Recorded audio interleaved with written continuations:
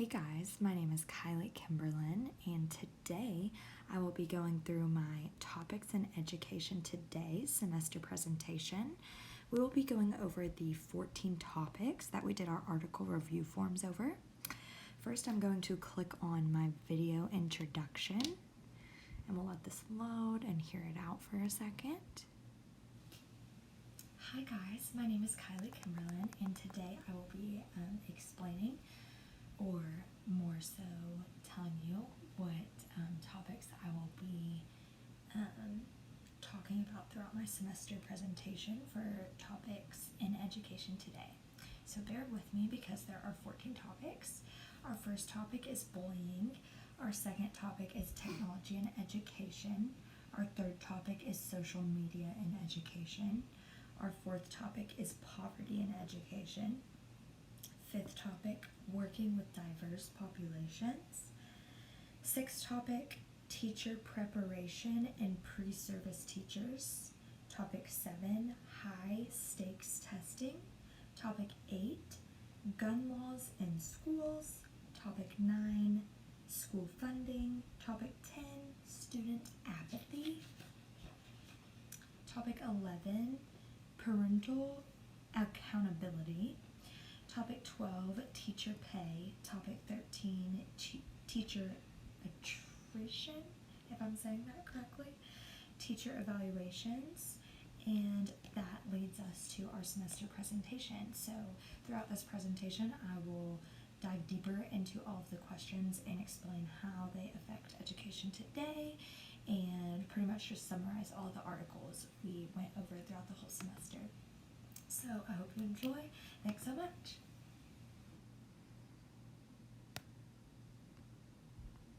Okay, so now that we have, or you have watched that video, those are the 14 topics I will be covering. So now we'll dive a little deeper as I go through the presentation. Our first topic is going to be about bullying. So, and by the way, we will have the same 3 questions on every slide throughout the presentation.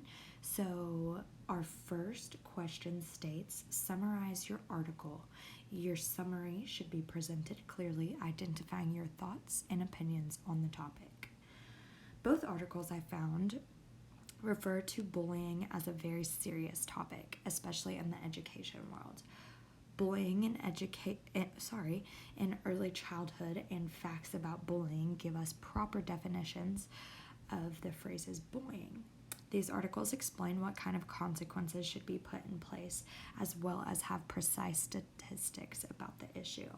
So both of these articles gave us a specific definition of the phrase bullying, what kind of consequences come with it, and how many children are affected by them, and it also dives into, as the grades get older,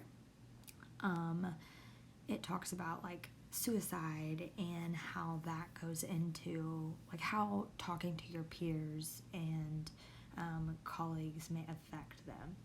Our second question says, how does this topic currently affect the education system? Responses are fully developed for a reader to clearly understand. I wrote, bullying has been an ongoing issue for years. It is so important to host assemblies and discussions that bring awareness to how students may be affected by their peers. This should obviously be explained appropriately depending on their grade level.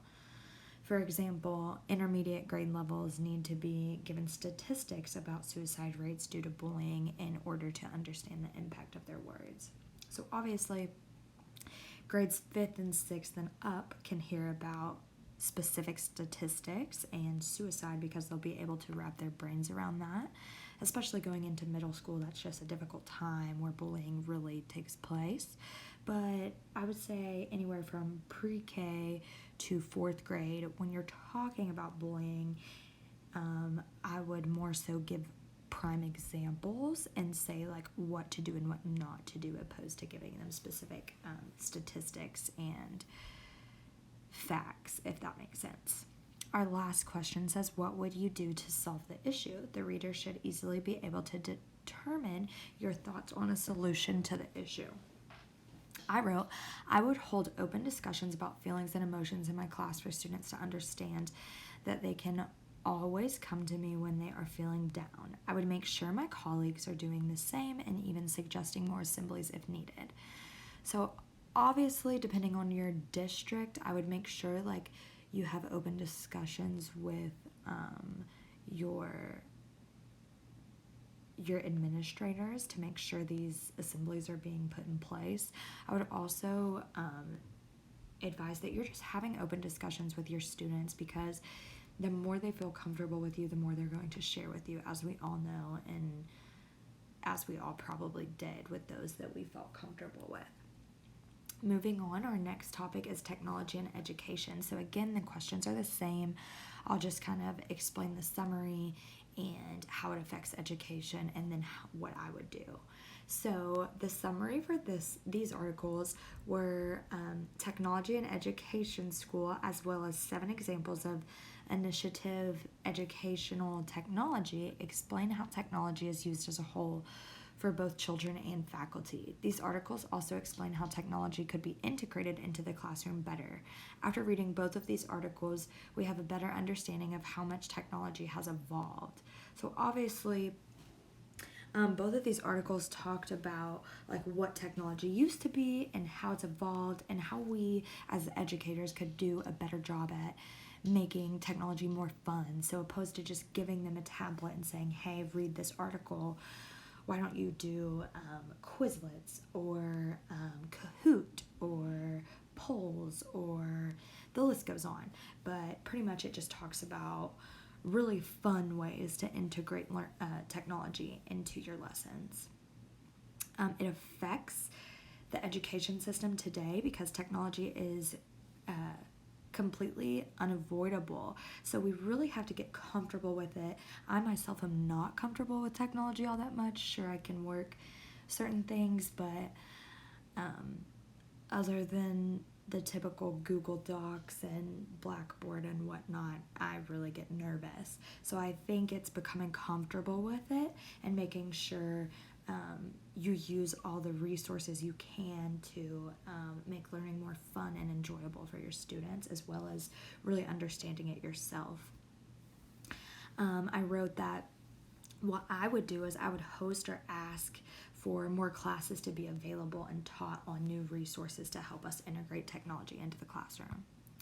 Next, we have social media and education. So social media obviously plays a big role in today's world as a whole, but I wrote that both of the articles I used express how social media has helped students, parents, and teachers stay connected. It has improved communication and widened the horizon for many. Social media has benefited several classrooms and expanded the resources for many educators.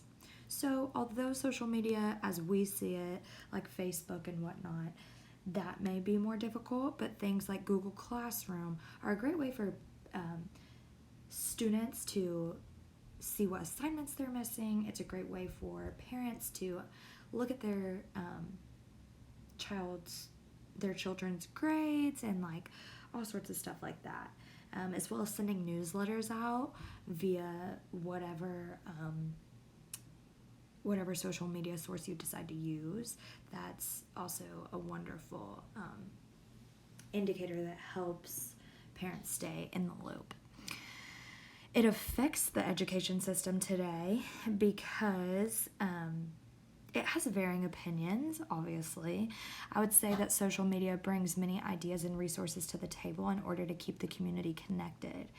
However, social media can also be a huge distraction for many students in the classroom and outside of the classroom when it's time for homework. So I myself have to really prioritize putting my phone away and not listening to music or watching the TV when I'm doing homework. And I know the same goes for a lot of kids that I work with. Like, it's really hard for them to pay attention when,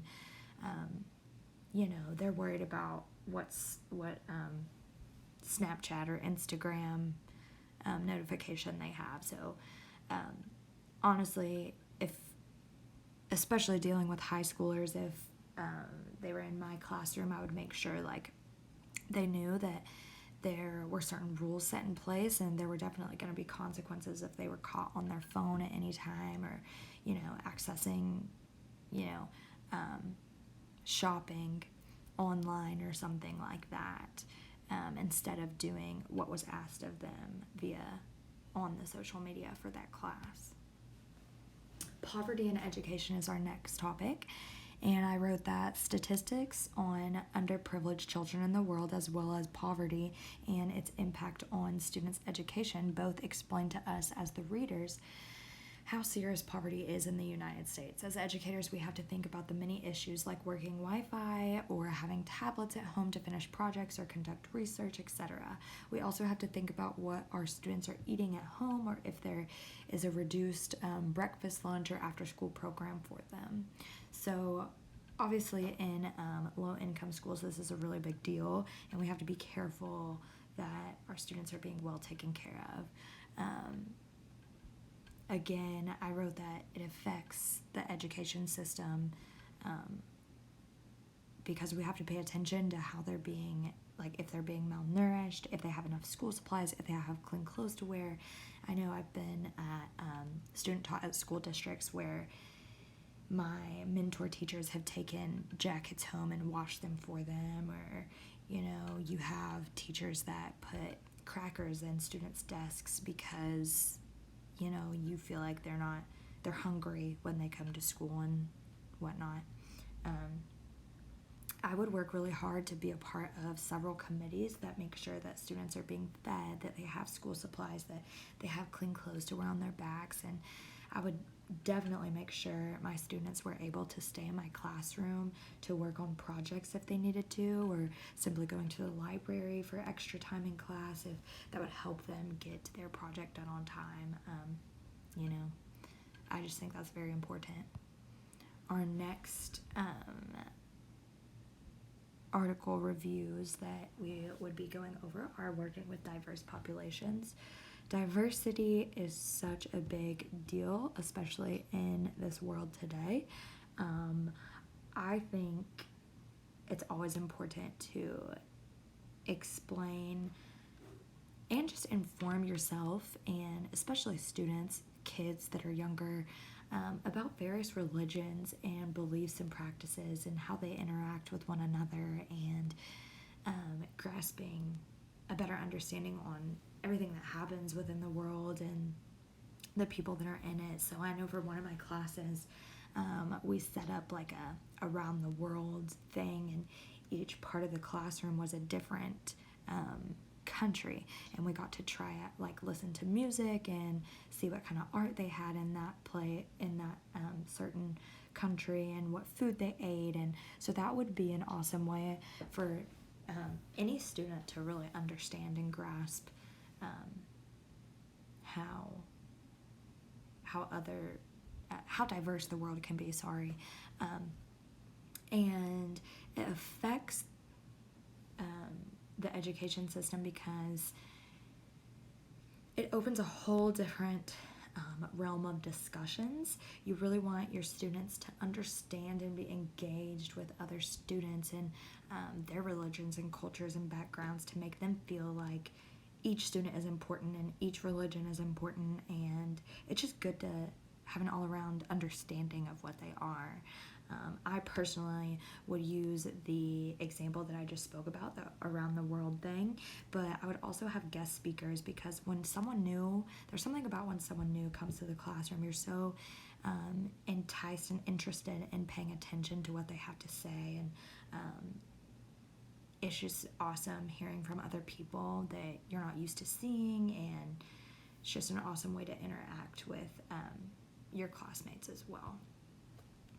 Our next one is teacher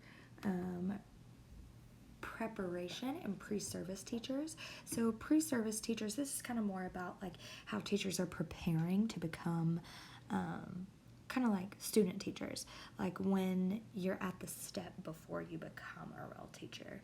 So I wrote that teachers have to prepare a lot before they are able to teach their own classroom, both how pre-service teachers conception of assessment change over practicum implications for teacher assessment literacy, and pre-service teachers' community-based field experience discuss the obstacles and challenges educators have to go through in order to perform to the best of their ability. Sorry, that was really a mouthful. They have so much to do. Becoming a teacher is not all fun and games. It is not very easy. There are lots of exams that we have to pass, and it's not as simple as it seems. There's a lot of tutoring and studying that goes into it, and it's all for our growth and to better our knowledge and benefit us. But I personally have a few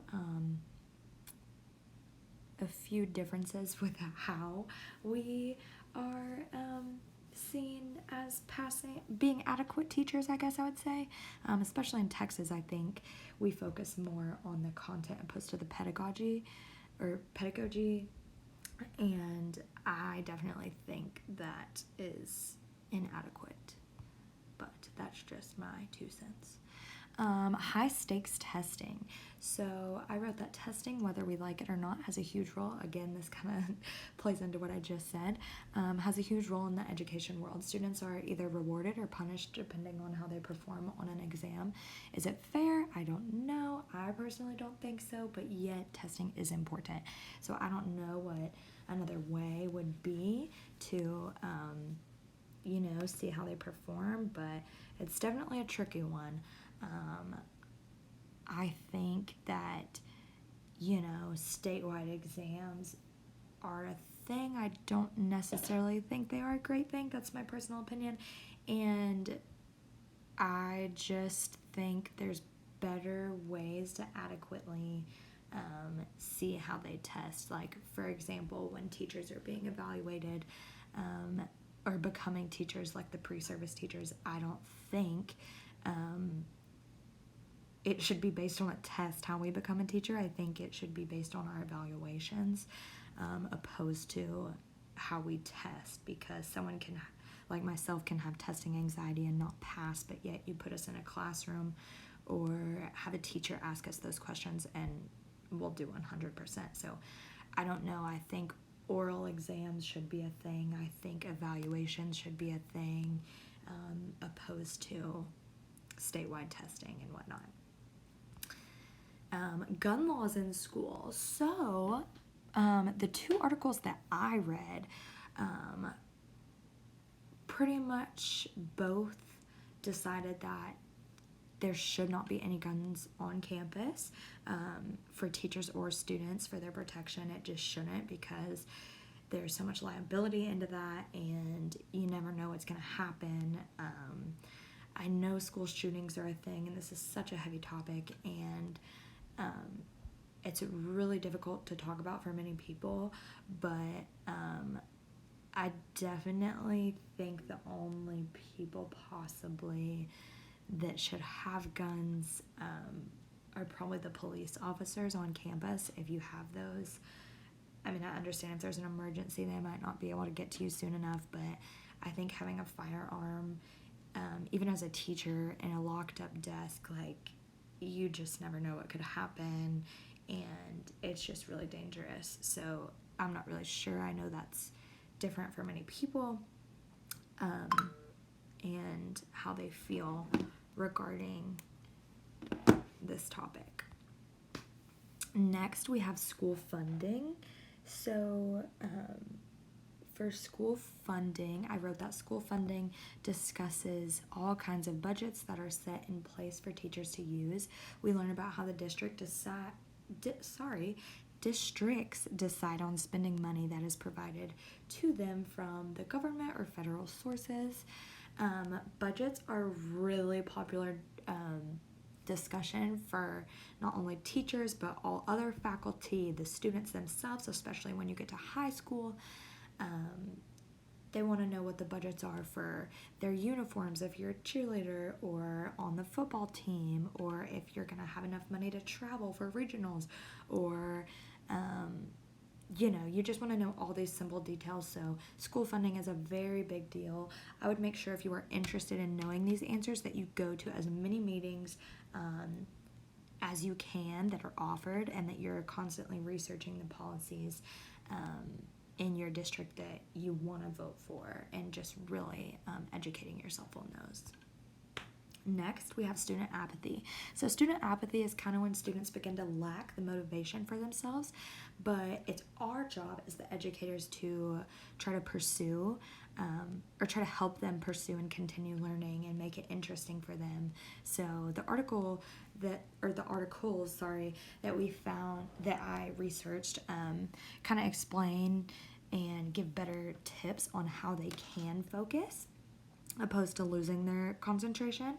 And I know like every adult, especially teachers, you kind of lose your motivation here and there.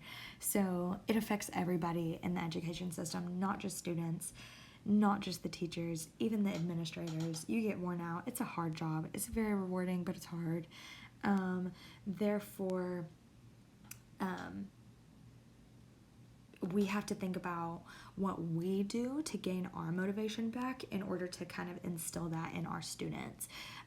Another thing I would do to help solve this issue is make sure that I myself am attending workshops frequently and brainstorming new ideas that I can implement to grab my students' attention and help engage them more, just like the technology thing that we were talking about in the beginning, like just being aware of new things to implement in the classroom and how to do that. Next, we have parental accountability. So this is a big one.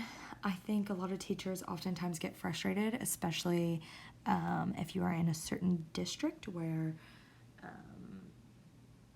I shouldn't say that. I apologize. Just depending on the kind of parents you are dealing with, no matter where you are going to have difficult parents.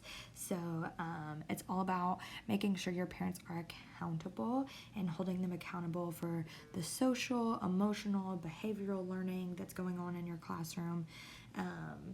Making sure you're giving calls and informing them on their child's behavior and the growth that they're putting forth, or the lack of manners that they have. And parents being involved can be a little bit much sometimes, but also you want them to be involved. You really want them to help their kids read for bedtime. You want to make sure they are engaged with what's going on in your classroom and how their child is doing, because you don't want their negative behavior to poorly affect their child, if that makes sense. Next, we will be talking about teacher pay. Oh my goodness. So teacher pay, obviously everyone knows, it seems, how much teachers get paid. I cannot tell you how many times people have tried to convince me to not join the profession because of how much they get paid. So I'm just going to read straight what I wrote before I get way too opinionated. I wrote that teachers are paid according to where it is that they work. So depending on their location, geographically, and how long they've been working and all that. There's always going to be opinions on this topic. Are they good or bad? I don't know. I can't,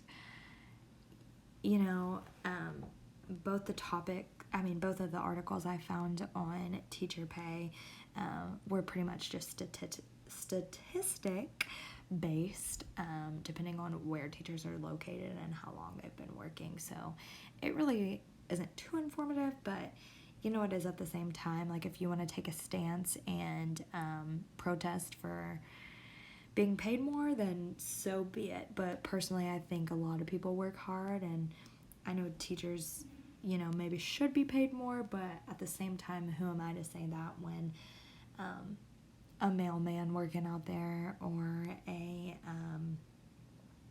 trash man might be working even harder than I am. So I don't know. That's kind of a tricky subject, but anywho, I'm just gonna skip on through that one. Teacher attrition. I really don't know if I'm pronouncing this one correct. Teacher attrition. just ignore how I'm saying it, is the shortage of teachers. So unfortunately, teachers constantly leave the profession every day. So most teachers leave the profession a few years after they've taught. So let's say like I'm 24 right now, so I teach until I'm 26 or 27, whatever, or until I get pregnant and go on maternity leave. I could have all the intentions to return back, but people kind of get caught up in becoming parents and thinking, obviously, that they could be happier in another job, as sad as that sounds, or get paid better and have better benefits. So teachers really do leave the profession often. I know that's sad, and it kind of makes you feel discouraged, especially like being a new or almost done with school educator. But anyway, and especially after COVID-19, there's definitely been a shortage. I think a lot of people are scared to get outside of their houses, and they don't want to go teach in person, or like if they have health benefits, like I get it. I'm just throwing that in there, that there has been an even bigger shortage, and people are taking retirement for sure after the whole COVID-19 thing. Honestly, I don't know what you could do to make teachers stay in the education world. Yes, I could tell a million of my friends that they would be wonderful teachers, but if it's something that they don't feel called to do, then I'm not gonna, push or persuade them to do that job if they don't feel it's suited for them. And personally, that's kind of where I'm at.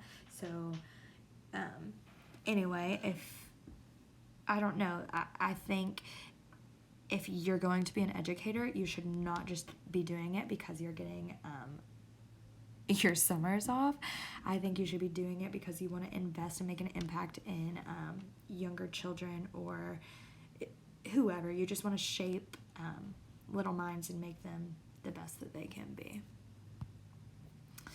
Teacher evaluations. So teacher evaluations are very important. However, we learned in one of our articles that they are not taught to the observers that the way they should be. So that was in a blog, by the way, so I'm not sure if that's 100% correct, but despite how they are taught, they still have to be conducted on those who teach the younger generations. The articles also provide tips on how evaluations could go more smoothly, such as prior notice and feedbacks, etc. The topic affects the education system today because teacher evaluations are performed at every level of education. Peers and colleagues are taught to evaluate one another to the best of their abilities and provide them with grows and glows, or giving them critical